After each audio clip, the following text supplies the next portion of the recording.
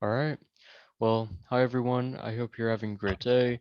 My name is Alper. I'm the Education Content Manager for this year's CodeDay Labs. I'm happy to welcome Anton, who will be talking to you guys about modern web development and React and TypeScript as well, and doing a really cool demo to kind of take you along with this process. So, Anton, if you'd like to introduce yourself a little more, and then we can get started.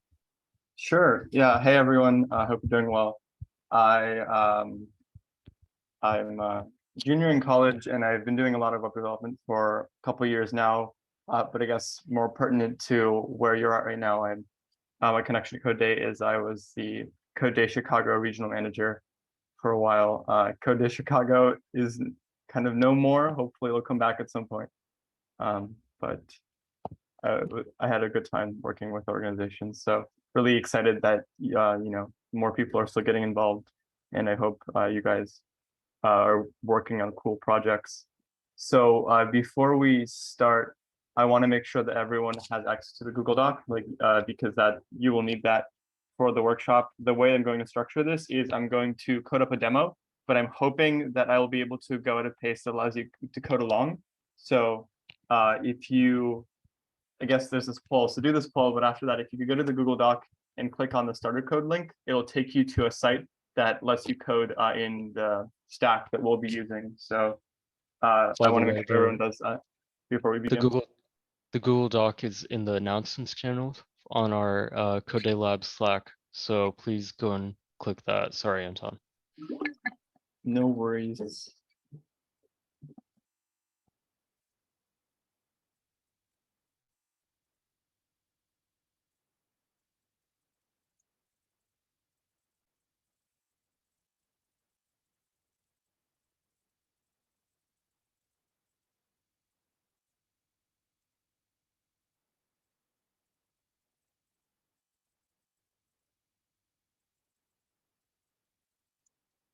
All right, I don't know. Okay, I see. Alfred, I think you linked the wrong one. This is the or rather, I sent you the wrong one to link. Here, I'll just put the link to this one at the top of the other one. So that one is the kind of checkpoints that I'll be signposting as we go along. So if you ever kind of get lost or behind, you could just look at one of these. But the one I intended to link is this Code Day Workshop one, which has a bunch of kind of links. And so I please go to the first one, and I guess I'll just demonstrate this really fast. If you go to it, you should get to this site called StackBlitz, and it's essentially a web editor, and we'll be almost exclusively modifying this app.tsx file. So just get ready there. And if it doesn't work, there's a backup web editor here, but I think this one works a little better in my experience. Great, so I'm gonna hope everyone's gotten there. And also, I don't see the result of the poll. Alper, do you mind like finishing the poll so we can see Yep. just for my own information? Let me Or know maybe if you you could see. tell me, I don't know. So 1 out of 10 people said no experience, 7 out Okay, of 10 said some experience, cool. and 2 out of 10 said have made a project. Awesome, that's great. If you don't have any experience, that's okay. I'm gonna try to explain everything well, but if you have some experience, this is perfect because I'm going to dive into some of these technologies, but they're all really easy to, or they're very well designed, so I'm hoping that you'll be able to follow along. But before we start coding, I'm gonna just do a tiny bit of background context. So what's the point of this workshop, and what's the point of like worrying about these specific technologies? The problem is that there really are a lot of them because web development is a very complicated field. You can do so much with it, and so there are a lot of different technologies that make that happen. And so this is just like a diagram I found online. It's just one kind of mind map of all the different stuff, right? And so there's a lot there, and it can be really intimidating in the beginning to like know where to start, right? You have this idea for a project, but you don't even know like what language to use. I mean, probably JavaScript, right? But why JavaScript? What framework? So let's hope. I hope by the end of this workshop, things will be a little more clear. The most top level abstraction that I want to introduce that many of you have probably heard of already is this backend versus front end terminology, which essentially means code on the server versus code on the client.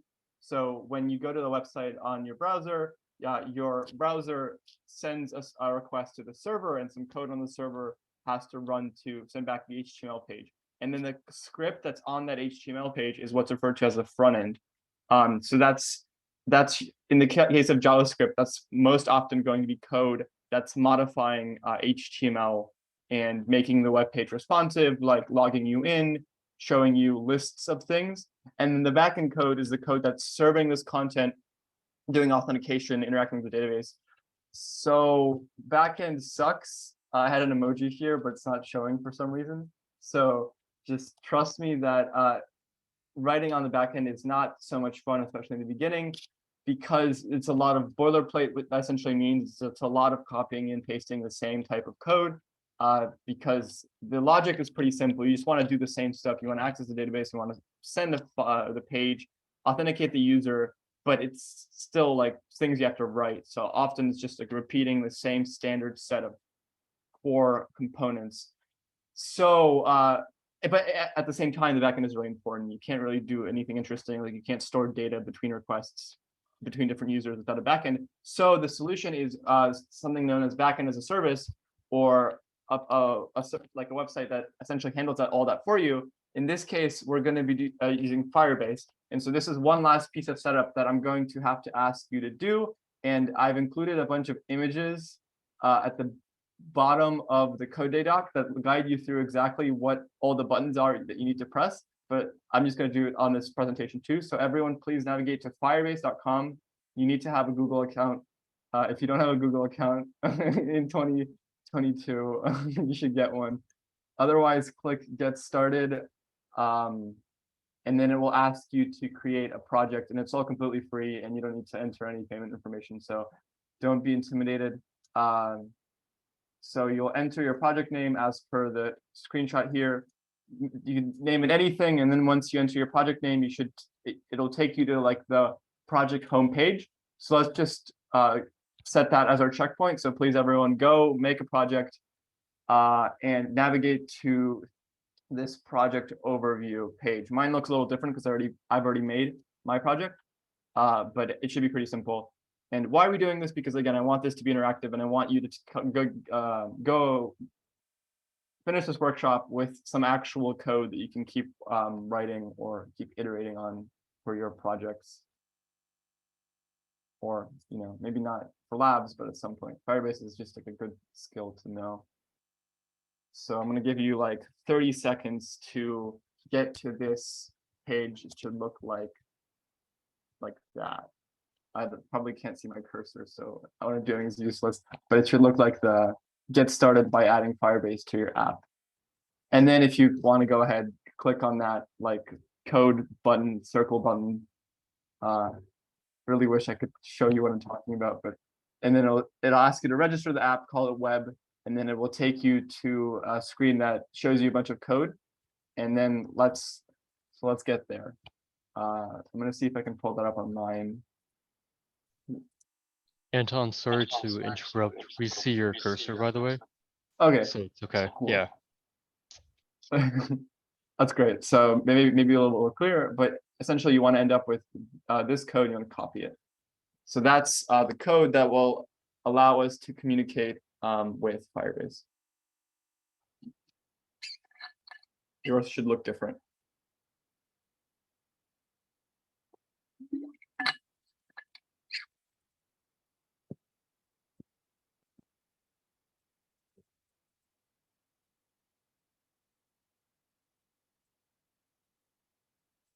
And if you're having any problems, please just feel free to shoot them in the, I guess there's no chat. I guess on the Slack, and maybe Alper, you could like let me know if anyone's having difficulties. Yeah, for sure. You can also put it in the Q&A or raise your hand, and I can have you, I can press allow to talk. So if you want to use your mic and ask that way, just feel free to ask any questions. Yeah, because like the kind of way that these workshops work is if you fall behind in the beginning, it usually snowballs, and so it's very easy to kind of just like not really know what's going on very quickly. So I want to make sure everyone stays up to speed here. But so I'm gonna assume you've gotten here. If you haven't, it's okay. Just should be pretty clear. Copy this whole thing. Go to your online editor.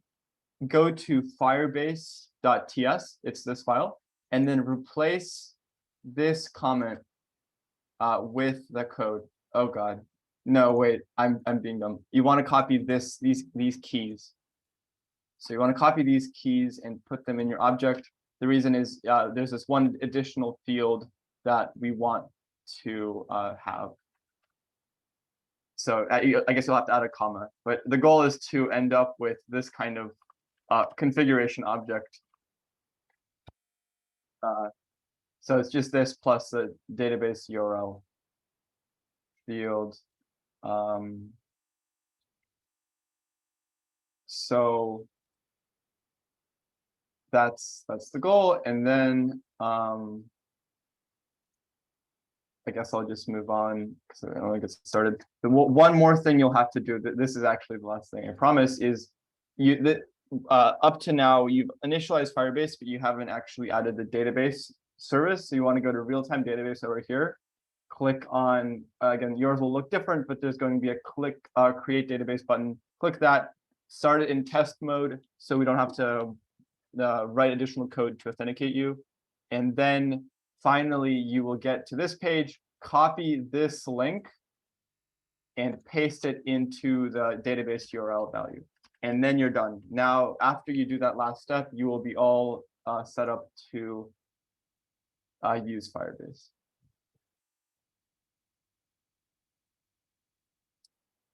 Don't know why this is showing a lint error. It should be working.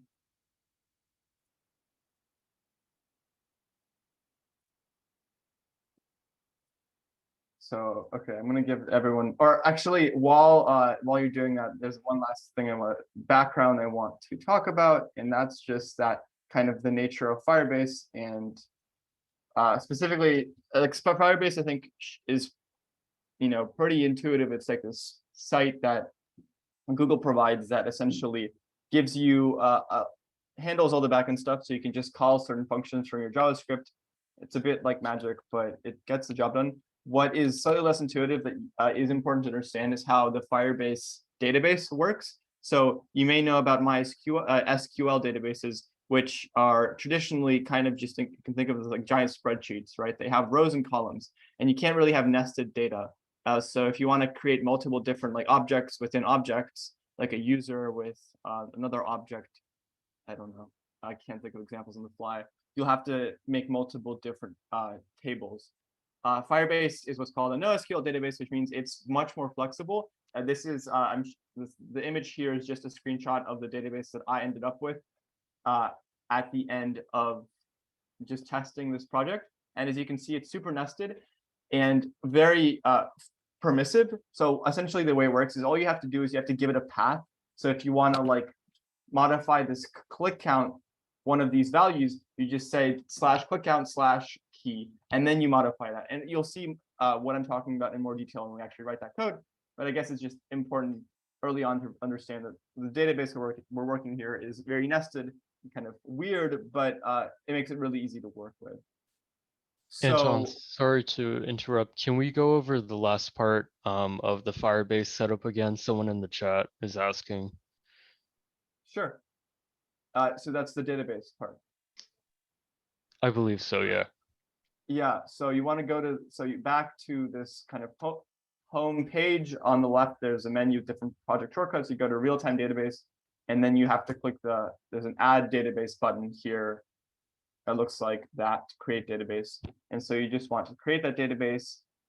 Then you'll eventually, once you click through that menu, you'll be taken to actual view of your database. It'll be empty when you create it because we haven't worked with it yet. You'll copy this link right here, and then you'll paste it into this as the value of this database URL key in your Firebase config. And then we'll be good to go.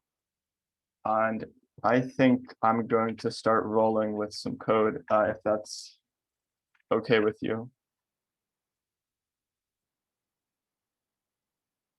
Should be okay for now. I'll let you know if there's any other questions. Okay, awesome. So what are we actually going to make? I think I have a link somewhere in the CodeDay the doc sheet, but let's just jump into it. I was thinking like clicker because, or like a cookie clicker game because it I think works with HTML really well. And then I thought, what's one way to make it somewhat less lame? Well, to make it competitive and to add like a social element so that there can be multiple people clicking together, seeing whose fingers are more nimble or whatever. So that's what we're going to do. Let's call it CodeDay clicker. But as with anything in programming, you want to build it up to a project incrementally. So let's just start off by making a super simple clicker game. And you'll see that with React, which is the framework we're going to be using, it's super easy. Right, I haven't even talked about that yet. What is React? Well, JavaScript allows you to interact with the HTML of a page, but by default, that's pretty annoying to do. So there are these frameworks called JavaScript frameworks, which make the process of creating HTML that changes much easier, because what they allow you to do is they allow you to write it in that code in a very declarative way. So if you wanted to change HTML with raw JavaScript, you have to say like, create this node, edit the node's content, create a child. That's all very imperative. That means it's kind of, you're saying exactly what the browser should be doing. JavaScript frameworks allow you to write that code in a very declarative way. And what does that mean? Well, instead of writing those commands, you just say, this is the component, and this is the data, and this is how the data changes. And then the framework handles all of that manual manipulation for you. And so that will become a lot more clear when we actually start writing it here. And finally, what is TypeScript?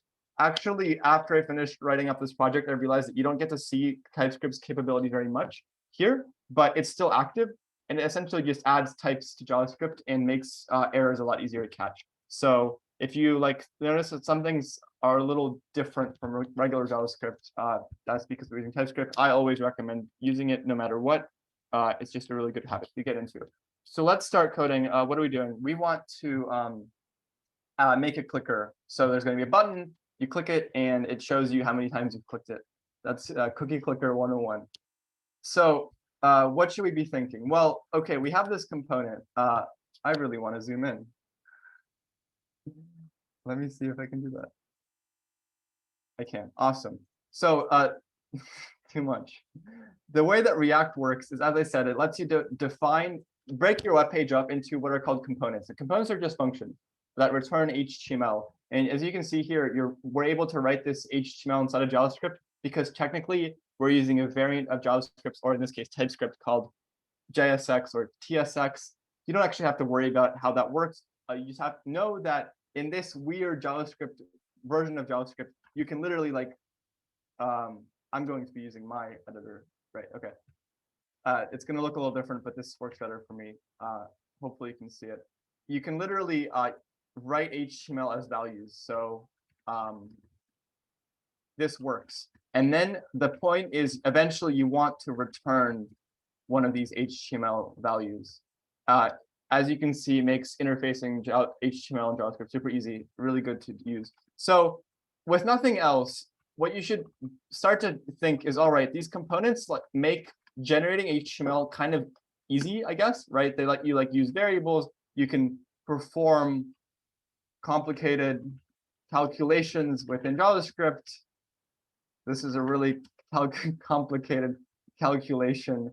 And you can actually put that any JavaScript value inside of this HTML with these curly brackets. So what this will do is, let me display the output on the side here. Sorry if this is kind of awkward, but I think this is going to work. See, this is just rendering a page with a p tag that has this number in it. So these curly brackets are really the key to kind of making JavaScript-y and HTML-y bits in this file work with one another. So we could even do a button too, right? So this is what we're going to want to build to. I'm going to do a div. I'm going to put a button in this div. So this is like the code that you should start writing on in your own editors too, because this is the real deal now. Throwing around divs left and right. But so now we'll get a button. Yeah. But what you should maybe start thinking is like, all right, this is all great, but how is this going to let us maintain state? So how could we ever, with this just this raw function setup, keep track of how many times a button's been clicked, for example, right? So, and this has to do with a programming notion, a concept in programming called purity and impurity. So right now, with no other changes, app will always be a pure function because it doesn't modify. By pure means it doesn't modify any state. There's no like global variable. You're not really, I mean, maybe you're allowed to do this, but this is highly discouraged. You shouldn't be like modifying some weird variable outside of your function. The point of these components is they're just concerned with displaying a part of your HTML page, nothing else. So if they're pure, how could we ever implement a cookie clicker? And this is where React just kind of like comes in and blows everyone's minds with this amazing idea called hooks. So hooks, and this is, I guess, if you want to take something away from this workshop, it's hooks, because they're just so amazing. They allow you to write impure code inside of pure functions. In other words, they allow you to maintain state while also keeping the function itself stateless.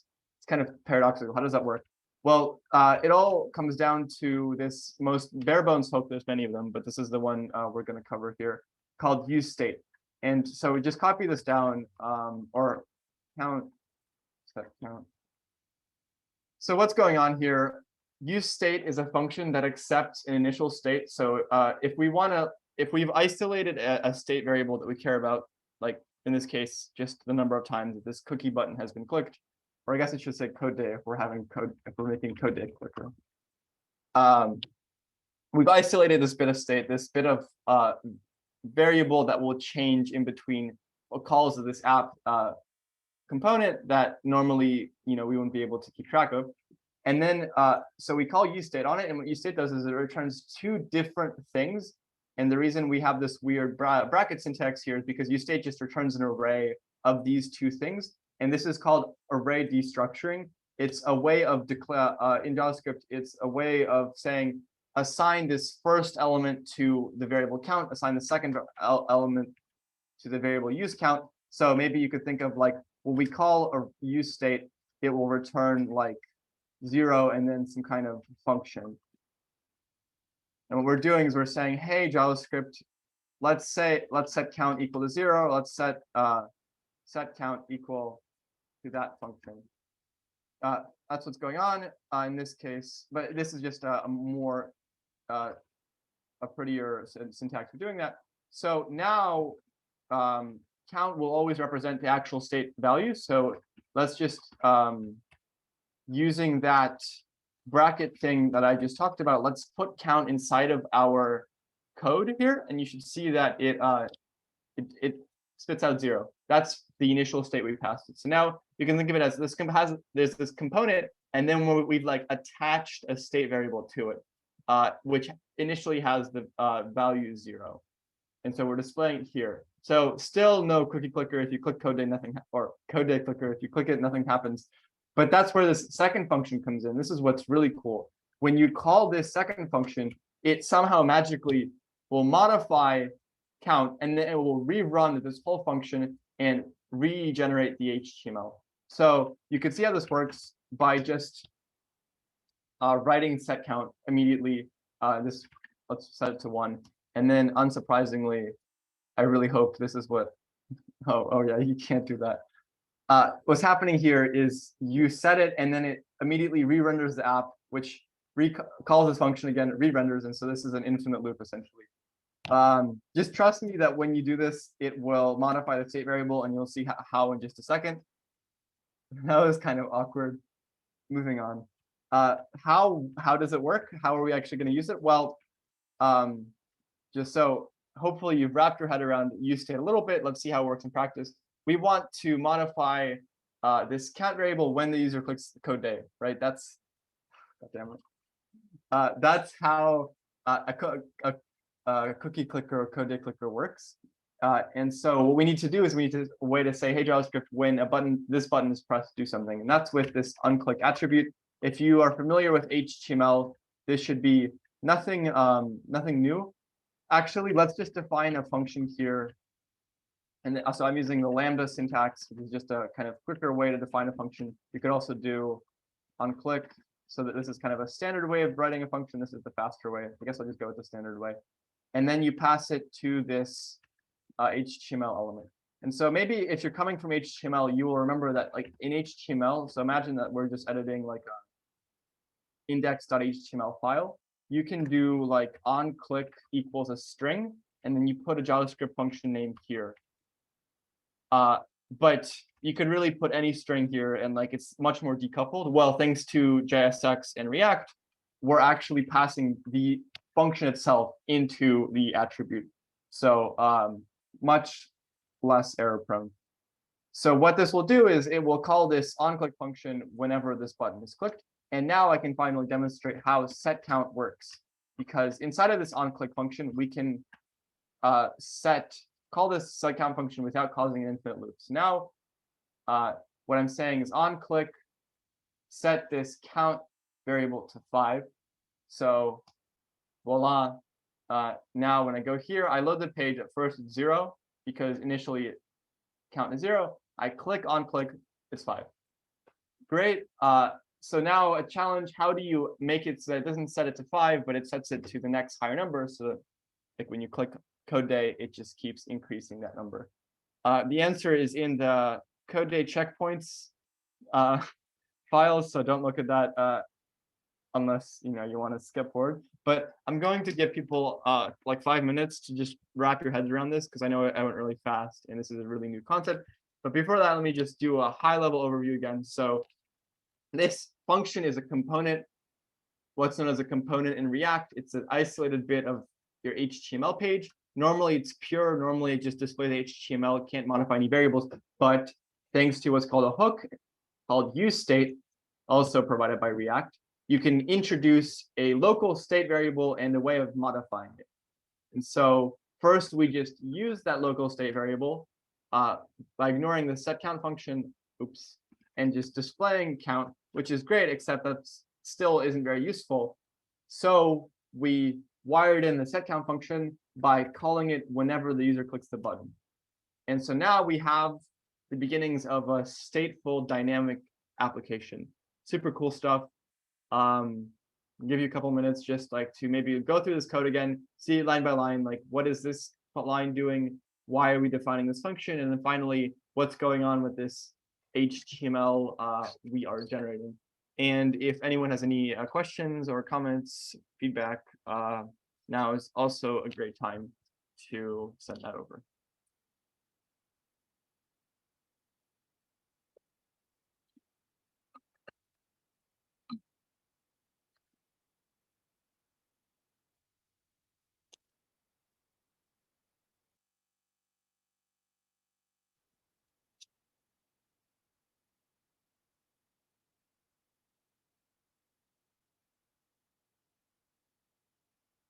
I'm just going to add a few TypeScript shenanigans so that I feel a little more justified in calling this workshop Introduction to, what is it?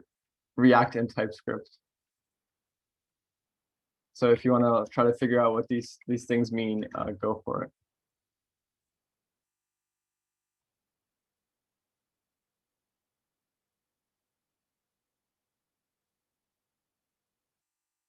Yeah, that's really all I could do in this case. These types are inferred, so you don't have to write them out, but you can if you want to. Anton, so someone's asking if you could go over the hook concept a bit more. They said they're a bit confused. Yeah, sure, of course. As I said, this is really the main takeaway of this workshop. So if you feel like you don't quite get it, that makes a lot of sense, and I'm glad you're speaking up about that. So maybe I'll just kind of work from another example from scratch, and that will elucidate it. So again, in React, a component is really just a function. So I'm writing the most simple component possible here. It's just return a function that returns this p tag, and this will just be that p tag. And the way this works is there's another file in this directory on the left called index.tsx that actually imports this component and runs it, but you don't need to really worry about how that works. Let's focus on this file in this component. So assume just that whatever you export, this is JavaScript exporting syntax, from this file will be run by React. So super simple component. The problem is, how do we go from this to making a cookie clicker? Like I could introduce a variable, right? But okay, sure. Let's introduce a variable and see what happens. I kind of skipped over an important part of how React works that I think maybe will make this clearer. So what's the benefit of React? I said it makes HTML writing more declarative. How does that actually work in practice? Well, when you have stuff like this cookie clicker value, it makes it much easier to actually render it, because it will automatically update the HTML when that state variable changes, but only if you handle it in the right way with this hook. So let's see what happens if you handle it the wrong way. So this naive implementation will have a regular count variable. We'll set it to 0, and then we'll have the same kind of stuff we had before, where we return div, we return a p tag that shows count. So this will also just be 0. But I guess the naive implementation is all right. So we have this component. We want to modify this variable whenever the user clicks on a button. So what happens if we have this button, CodeDay, right? And so our goal is to make it so that when the user clicks this button, the number here increases. We can pass a function to this button that's run when it's pressed. So I'm going to do the same thing again, where I'm going to define this onClick function, which will be called when the button is pressed. I'm going to pass it to the button. And now, I mean, yeah, trust me, this will be called. If you want to like make sure, you could log. Let's open the log here super fast.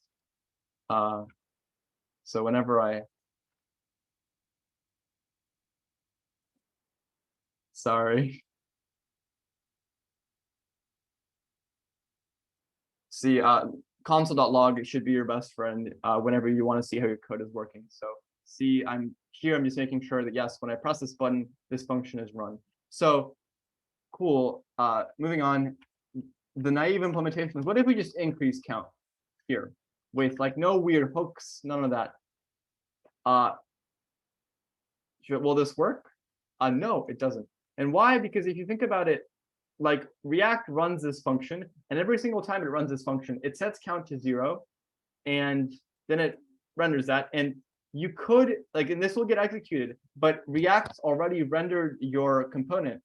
So even if you increase count here, like that will change nothing. This count variable doesn't matter anymore because your component has already been rendered. Think of it as like being submitted. Here in this function, React is figuring out what your component will have to look like. And then when you get to the end, it's like we render it and we send it off to the HTML page, and then it shows up here. So how does React know how does it allow us to ever change any kind of value? Well, that's where the React magic happens. If you let React know about stateful variables in a specific way, then it will automatically rerun this app function whenever that variable changes. So if we had some way of telling React, hey, count is special, look out for when count changes and re-render this component, then we would get that functionality. Except we still wouldn't be able to have this initialization at the top. So maybe you could, like, I guess if we're really trying to be like correct here, what if, how about this, right? Shouldn't this work? And the answer is no, it still won't work because React does not know about count. And that is why we need to use state. Use state is a way of telling React, hey, watch this variable, and when it changes, re-render this component because the way that the component is rendered depends on the changed value of that variable. So again, what I would do here is count, set count equals use state 0. This is the initial count. And notice how does this let React know about this stateful variable? Well, now if we do this, this still won't work. But now we have this other way of modifying it. And set count isn't just a function that modifies count. There's a lot more going on under the hood. When you call set count, you're letting React know, hey, if the value I pass to this function is different from what count was before, you need to re-render this component. And so that is how, when you call set count with a new value, your component will actually reflect that. And so the answer to that question I had before is you just want to pass in count +1. So you can think of this as like an overly complicated way of modifying this local variable. You can't do that because it's a const. And even if it wasn't a const, it still wouldn't work because, again, if you do this, React does not know about this update. It won't know to re-render the component. So you have to go through this setter function, and then React, you're kind of looping it in like, hey, CCing React on your email that's setting this variable. And so React's in the loop now, and it will automatically re-render the component when necessary. I hope that made it a little clear. If not, I'm happy to stick around after the workshop and go over it some more, but I do want to move on. We have to get to Firebase. We have to get to Firebase. So what's the next thing? Next thing, I'll just blow through this super fast. We want to have a win condition. So here's I'm just going to walk you through my logic. All right, we need a way of, I want you to see like what your chain of reasoning should be when you're thinking in terms of React. So we want to add a bit of logic that says when count is greater than a certain number, like display you win instead. So how do we do that? Well, your initial reflex might be that, and maybe for now, like you don't code because when I'm about to write, I won't actually end up including the final solution. So just follow along and I'll let you know when it's good to start following, typing along with me again. So what might be your initial reflex? You might say, all right, so this is where we modify count. So what if here I just check, is count greater than like some constant? So if count matches victory count, let's, but what do we do, right? That's the problem. Like, what do we do in this function? We could introduce another state variable that's like has one, set has one. And so this will be false initially. And then here we call set has one true. So notice how I'm starting to think in terms of these state variables. And this actually will work. So what you could do now is below here, you could ask if has one, return you win. Let's make this lower.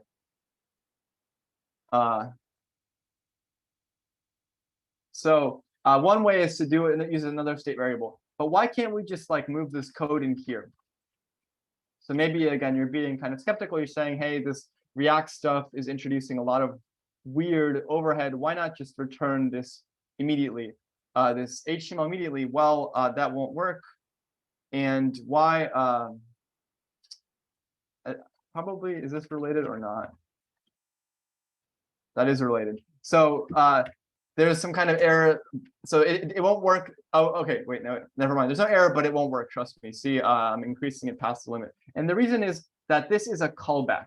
So when React, again, just thinking in terms of like a life cycle here, React runs this app component, generates some HTML code, renders it, and then, so that's done, right? And then maybe sometime down the road, your user presses this button, this function is run.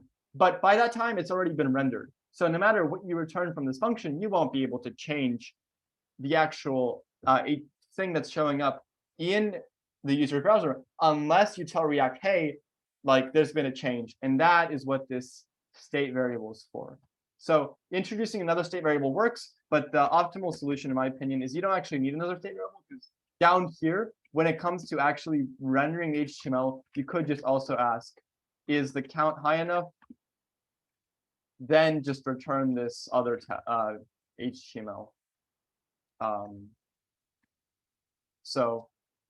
Because you can derive this condition out of this one state variable, I don't think you need a second state variable here. Cool. So I really want to get to Firebase. So I'm going to move on to that now. And this victory logic isn't like super important. So if you don't have it, that's fine.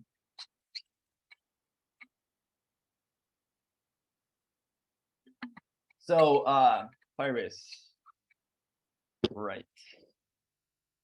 What are we doing? So again, building up an app incrementally, the first step in actually integrating Firebase, or okay, I guess, why do we want Firebase? Eventually, what we're going to want to do is we're going to want to make this competitive. And for that, we need to be able to keep track of other people's also click counts in this one HTML page. And so how do you synchronize all that data? Well, you write it to a database. And Firebase is what's called a real-time database, which means it makes it super easy to read and write things as it changes. So Firebase will even let you know when a specific piece of data has changed in the database. So that's perfect for our needs, but that's what we were trying to build to. So for now, let's just make it so that only your data, like only this one user's data is sent to the database, and nothing more than that. So what you should be thinking is, all right, right now we are setting the count here. This is where we're like mutating it. It's not changed anywhere else. So right here, we're gonna have to want to add some kind of write to database code. And then also, if we're going to be really thorough, we want to probably like read from database in the very beginning to make sure that it's synchronized. So if you like leave the page and come back, somehow it's this you don't lose your progress.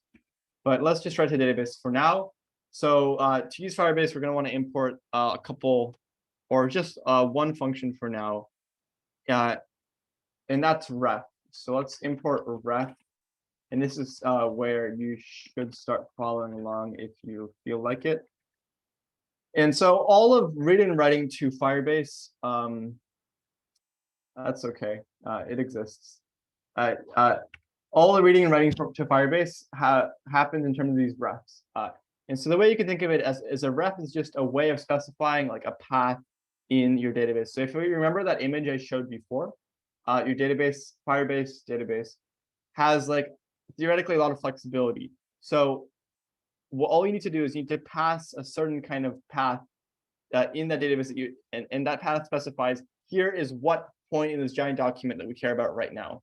And then you can read and write to that path. And so ref is the function that allows you to do that. Or actually, we also want to import database. Sorry, this is actually let's import this database. There's one more thing we need to do here. I just want to remember where I put that file. I think it should be like this. So if someone is having issues with this, please speak up. But this should work. I think the code in the checkpoints file may be wrong. I think it may have 2 dots here. I think you should only need 1 dot. So let's hope this works. Oh, I guess I could just look at it here. Yes, indeed, that should be fine. Let me bring up the live view again. Great. Oh, the live view won't work because, right. Let me just install that super fast.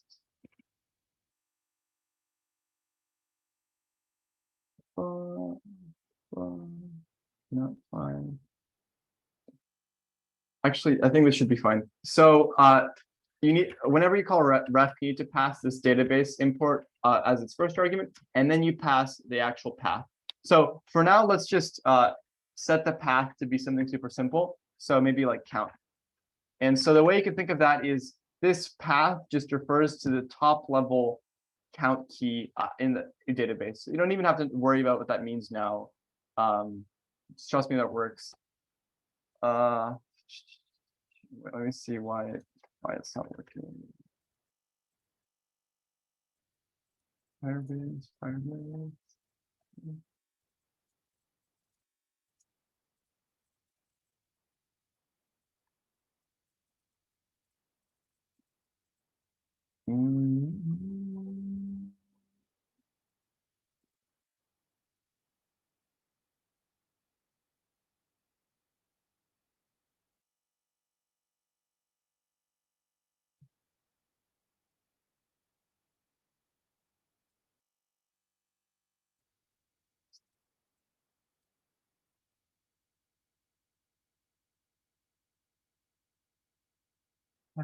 path is not supported in package. Sorry about that. If I don't solve this in a couple of seconds, I'm going to move to the web editor. Not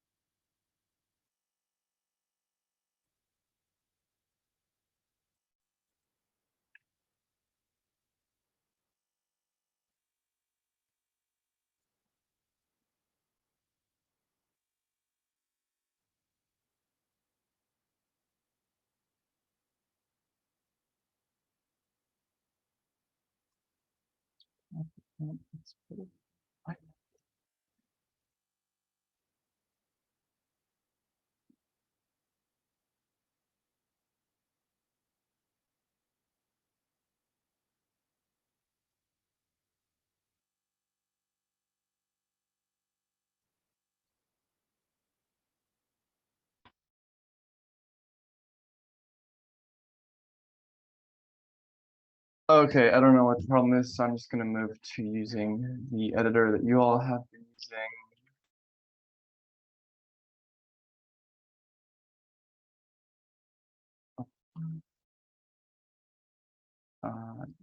So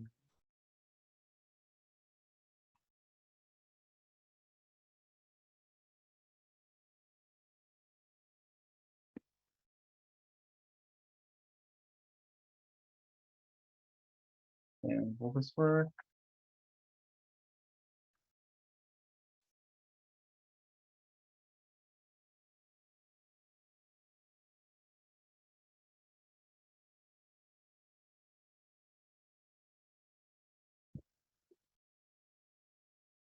If it says that the package is not found, then we should be able to just install it.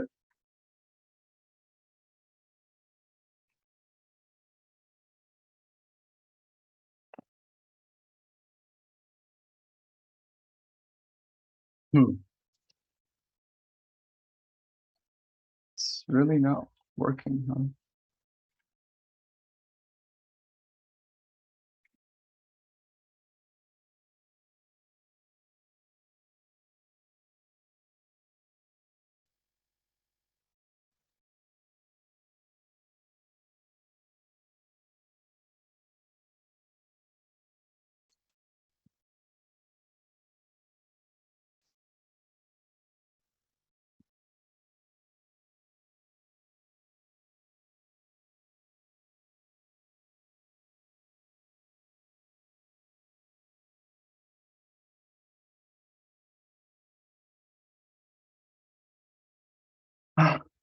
Okay, that's great.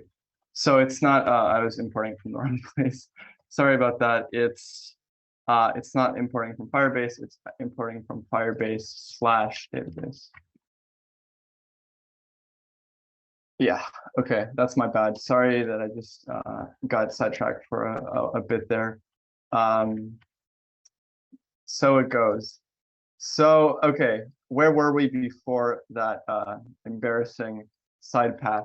So, as I said, the kind of ref is the key to working with Firebase because it's saying, hey, this is the node inside of the database that we're going to read and write to. So your first step when working in Firebase is always to create this ref. So let's call this count ref. And then what are we doing after that? So there's this function in Firebase called set. So we're going to want to import this from Firebase database as well. And what it allows you to do is you pass in one of these refs, and then you pass in a value, and it just sets the value of that ref, sets the value of the ref to whatever you pass in. So let's just pass in the count for now. And it should be count ref. So here's a perfect demonstration of what I was talking about. In Firebase, first you create this ref, and then you just pass in, you pass it to the set function, and really you're good to go. So I'm going to run this for a bit. And so since I click you in, now we should expect the value in the database at that path to be 5. So let's go, and if you have been able to get here, you could also do this. If not, it's okay. I will show it on my screen. Firebase allows you to visualize your database on this page. So now I can just go here and see what that value is. Okay, it's 4, but close enough. And so here, maybe you can start getting a hang of what I mean by this ref thing. If I pass in like count and run this again, it will be kind of nested. Count. So this, you can think of this as objects, and you can even do stuff with arrays too. But the point is that this is just super flexible data. You could also think of this as like a file hierarchy. Like I'm saying, hey, I'm writing to count this file in this folder and this folder. That's how Firebase works. So great, that's perfect. Let's skip the getter for now because we don't need it. That's really all I wanted to demonstrate with this checkpoint. And then finally, how do we add kind of interactivity and show other people's code? So I think I'm going to try to just blaze through this, and then at the end, I will just kind of stop for any questions, and then I'm happy to stay over if anyone has questions or wants me to go over maybe a bit slower this end part, because this is really like, you know, where it all comes together. We actually add and show other people's click counts. So how are we going to do this? Again, let's approach this challenge like, all right, cool. Now we have this way of synchronizing our data with the cloud and showing a click count, but now we need a way of also getting it from the cloud and also writing to it with our ID so that someone else can load the page and then they'll have their own unique ID. And then, you know, that way there can be multiple instances of counts in the database at once. Because if multiple people load this page and they're all writing to this path, then they'll just overwrite each other, and there won't be any kind of multiplayer aspect to this game. So how do we do that? Let's start out by just giving this specific page a unique ID. What you can do is just use math.random, which returns a random number from 0 to 1, and then multiply it by 1,000, pass that to math.floor, and boom, you have a random number from 0 to 1,000. That'll be the ID. Great. So now let's write with that ID. And I think this will be another great example of how, or demonstration of how Firebase works. Now, instead of writing a count, we will write to count/ID. So you could do this, or if you want to use JavaScript string interpolation, you could do this. So now let's look at what happens. I wonder if I can delete all the data. Oh, yeah. Cool. So let's just run this and commit it, and run it again and commit it, run it again. And what should happen now, we should have these different IDs, each with its associated click count. So that's great. And if you think about why this is important now, imagine that multiple people are opening this page. So now we'll start getting this whole object populated with all of their click counts, which is exactly what we want. So we're almost there. Hopefully you're seeing how Firebase and React can make this kind of stuff so so much easier to develop. Now we just need a way of synchronizing that data with our application. And so this is where the other side of Firebase comes in. So we've been setting data here, great. But how do we get it? And not just how do we get it, but how do we get live updates? We want Firebase to tell us, hey, this user has clicked on it more, so that we can see the page change in real time. So just like a get function, which Firebase does provide a get function, but that won't be enough, because sure, we can call it somewhere, but there's no way of wiring that get function with a hook, because like, how do you check when calling it will produce a different value? I guess you could have like a infinite loop that keeps checking what get returns, but that's not very effective.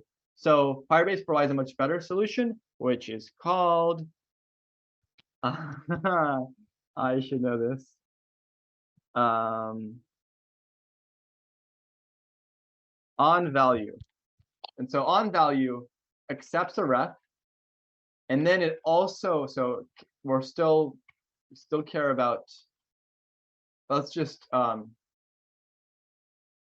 accept take in our own ref for now, and then it accepts a function, and that function will be called whenever that ref changes. And so now maybe you're starting to think, what if we have this in here inside of our component?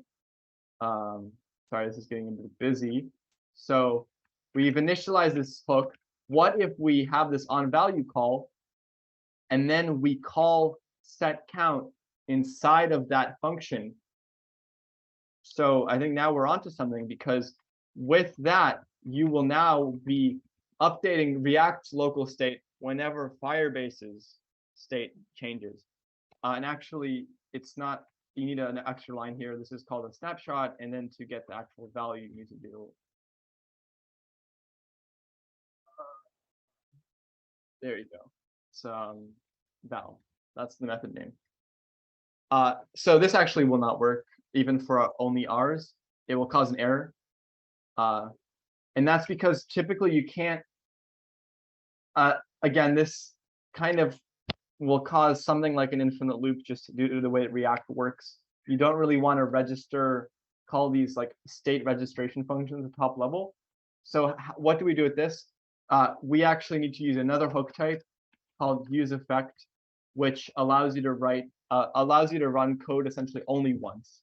So if you think about this app, because it's re-rendering all the time, if we have this onValue at the top level of the component, it's just gonna call, be called a huge number of times, which isn't what we want. We only want to tell Firebase once, hey, call this function. Like after that, we don't need to tell it again. It's the same function. So useEffect is a solution. useEffect essentially takes in a function, a lambda, so it's inline function like the other ones you've been using, and then it just calls it only once. So even if this component is re-rendered, React will know, do not call the lambda inside useEffect again. And you need to pass an empty array here, because you need, this is the array of dependencies. So if you pass like count here, it will recall this function again whenever count changes, but we want it to never be called again, so it's just an empty array. So now this will be fine, but this is still so sorry that I'm going so fast. Maybe useEffect is also important to understand, so maybe it's like a little confusing what it does. But again, I'm happy to go into it more afterwards. For now, just take my word for it. All it does is it guarantees that this is only called once. So we're almost there. The last thing we want to do is we want to wire this up so it doesn't just fetch our own value, but everyone's value. And this is where Firebase's kind of path structure becomes really useful, because if you think about it, with this path, we are able to get and set and modify one of these nested values. But what if we just still pass in count? Now, with the way we have our database set up, it's not just a single number. Now it's one of these arrays of numbers, or more specifically, it's an object. So if you want to think of it in terms of file hierarchy, now it's a folder of files. So when we give it ref this path, it will return an object with keys corresponding to all these IDs and values corresponding to those values. So let's call this all counts ref. And that will allow us to obtain everyone's click information. And here we will want another state variable, or what I'm going to say is actually we will want to replace the use state we've had before to a use state that works on an object. Because now we don't just care about telling React about one click count. We want React to re-render anytime anyone's click count changes. So we'll pass in an object instead of a single number. And then when this value changes, we will set all counts to this value. So that's good. What else do we need to do? We're almost there. The last thing, or second, almost there, but a couple more things. First, this onClick function. Now it's not really clear what to modify. That's because we can't really set all counts +1, right? Because now all counts is this object that stores everyone counts. So what we want to do is we want to create a new version of all counts. So this is just a syntax for copying. So this is new all counts. We modify the correct field on that object, so the field corresponding to our ID. And then we set all counts to that new copy. And then we also want to sync that with Firebase. So notice that now we have these two calls here. This is for React, and this is for Firebase. And if you're thinking ahead, you may realize that we can actually skip this React call, because triggering this update, the Firebase, will actually call this other onValue function, but there'll be a tiny delay there because the data needs to travel all the way to the Google Firebase, and then it needs to travel all the way back. So it's a good practice to just modify it locally anyway, just for the best user experience. And so finally, the last component is now we need to modify the code that actually renders this component, because again, now we have all counts, and you can't just do this. React can't just display an object, because how do you display an object?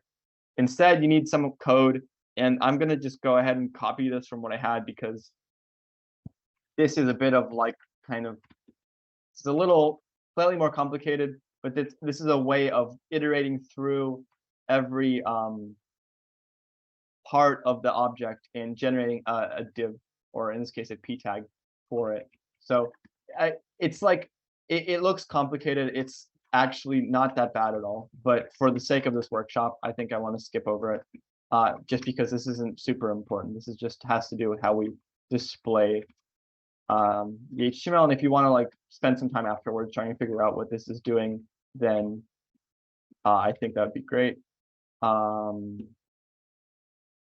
It's just saying, let's go through every key value pair in this all counts object, and then we'll just display a p tag for every single one of those. And then React requires you to pass in a key whenever you do that, just to differentiate them. Kind of a weird quirk. And then this is a string. TypeScript doesn't like this. Okay. So now theoretically, right, yeah, we also need some code that says if, so right now the way we have it set up is that the first time this runs, this will be undefined, and you can't add one to undefined. So what we can do is we can say if not, let's set it to 1, to set it to 0. Still probably won't work. Oh, great. Okay, yeah. So something like that. If I not ID in.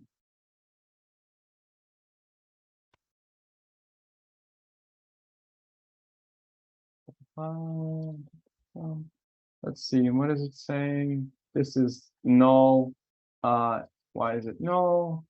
Not be null.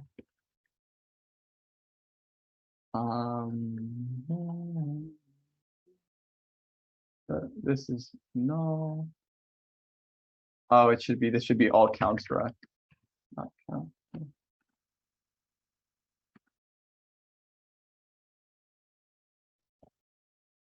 Come on.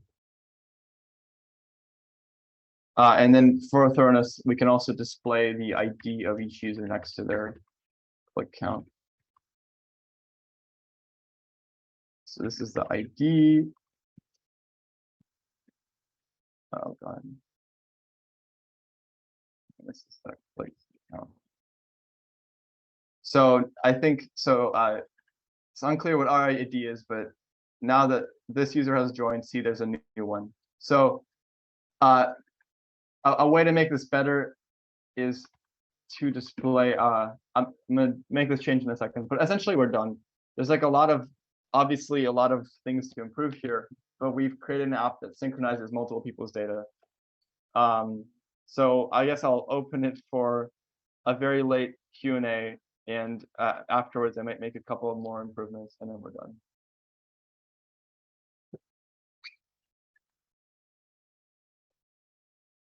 So Alper, I don't know if you want to facilitate this Q&A somehow, if you're still there.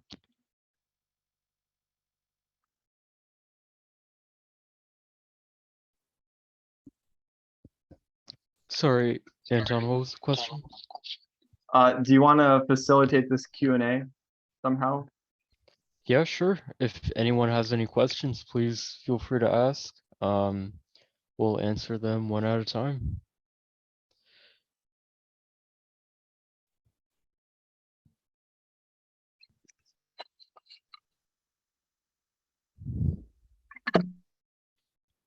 If you have any questions regarding web dev, okay, here we go. So Nikolai is asking, have you learned React and TypeScript on your own, or have you taken a related class at school?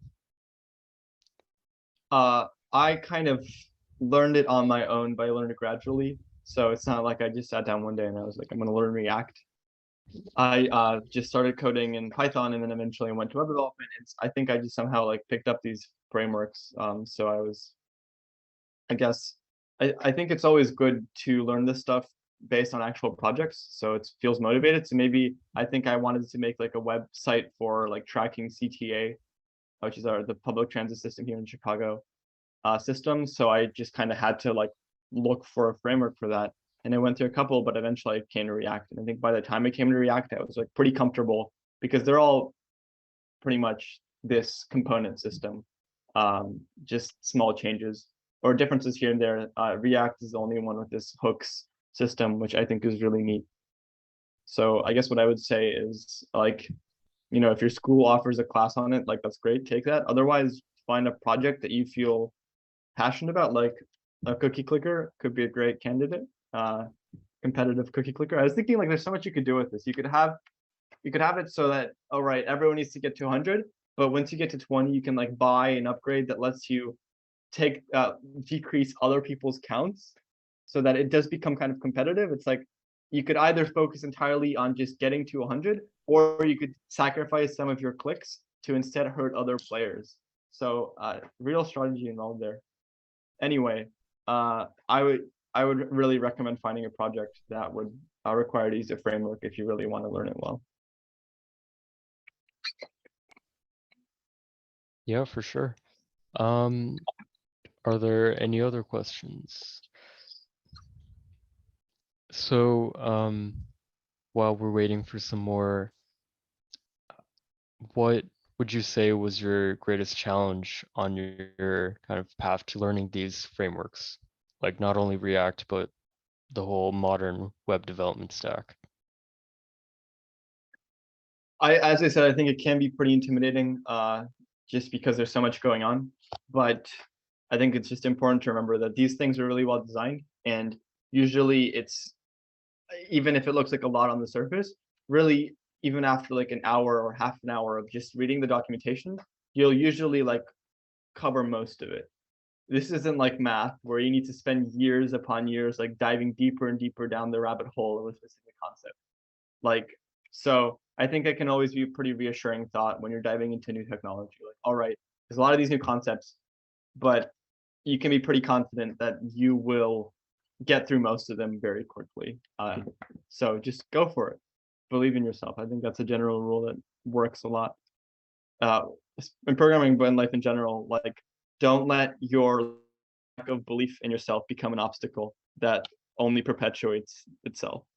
Usually, if you think you can do something and you jump into it, you sink your teeth into it, you'll get a lot of progress done. So Wonderful. So Johnny is asking, do you think the best way to learn React or TypeScript is through YouTube? I think it's whatever works for you. I know there's a lot of good content on YouTube. For me, I I think YouTube is, I guess is just doesn't have like enough information density. Like I like to jump around, right? So in YouTube, I guess it forces you to follow a very specific learning trajectory. All of these frameworks have really good documentation. So if you just search React documentation, it'll take you to a really nice site. There's a, let's see, I don't know, there's just so much, so many resources. I guess this is the downside is you do have to kind of get over this initial curve, like this throwing so much at you, but look at links of practical tutorials. So I've always worked better with this type of stuff where I can just kind of skim it But if YouTube works for you, like that's great. One thing I will warn against is any kind of like React courses that charge any money. Like in general, in any kind of programming, uh, all technologies should be free. All good technologies are open source, have free documentation, free content, and a community that's willing to support you. And if anyone's charging money for anything, it's probably not very legit.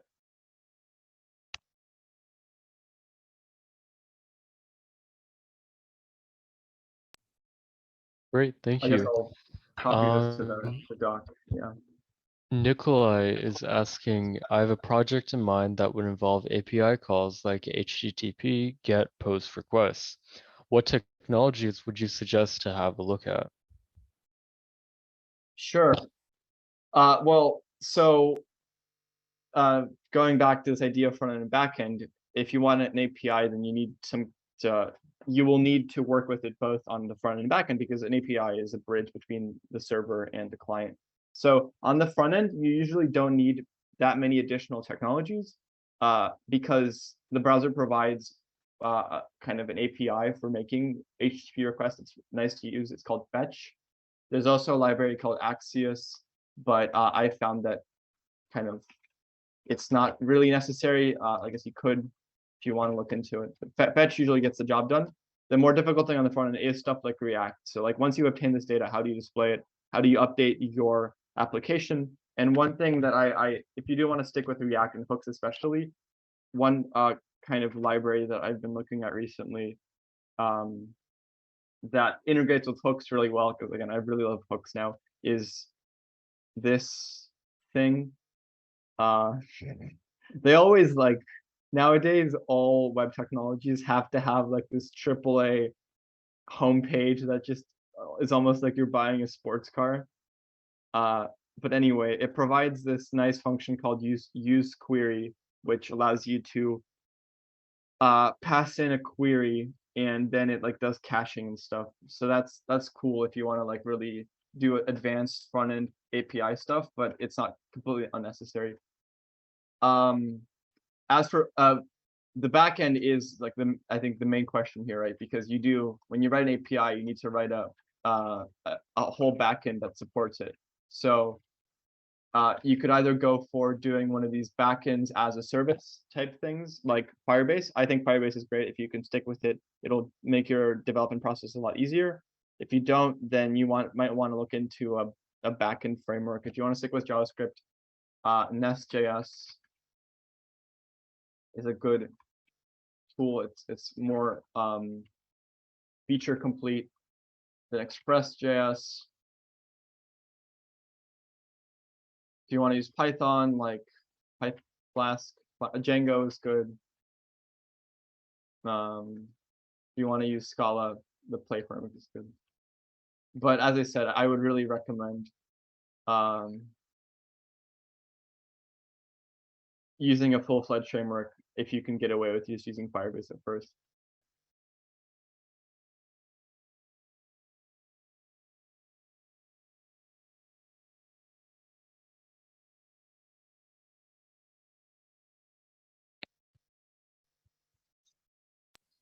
Great, thank you so much. That seems to be all the questions for now. We'll wait a tiny bit more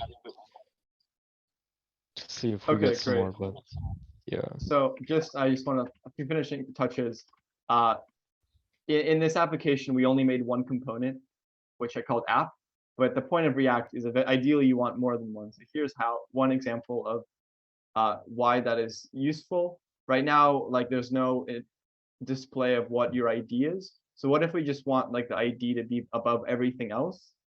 But with the current way we have this set up, it would be kind of hard. I guess you could add like an ID P field here that displays ID. But what I would do is I would wrap the game. So I renamed that main component to game. So now I'm going to actually make the default app component a parent of game and then just add an ID there. So so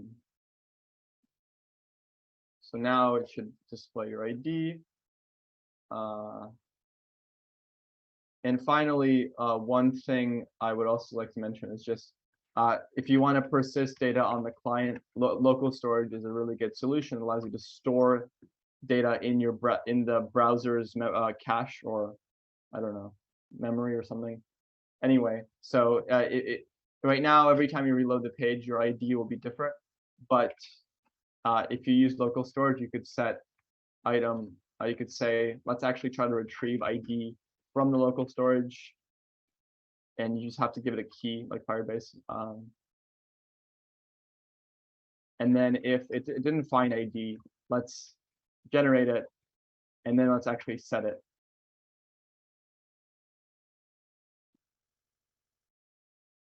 So, and let's actually make ID a string. Doesn't have to be a number. So now the ID should be the same, 8383, 8383. So yeah, there's like a ton you could do with this app modified. I think it could be fun to work on it. I would love to play someone's competitive cookie clicker if you do end up making it into something, you know, and deploying it somewhere. Just a heads up though, if you've been using the web editor I sent you, there is a link you can give people that they can follow to just load the code and load the page that your code generates. So that makes it super easy to share what you've made. So yeah, I'd love to hear from any of you. My email is my first and last name at gmail.com. I guess I'll put that in the doc. Otherwise, have a great rest of this lovely Friday and have a great weekend. Thank you so much, Anton, for the wonderful demo and teaching us everything from A to Z about Firebase and the modern web development stack. I really appreciate the time and effort that you put into it. Thank you to the attendees for coming along today and watching the talk. I hope you all have a great day. Thanks, everyone. Thank you. Bye, everyone.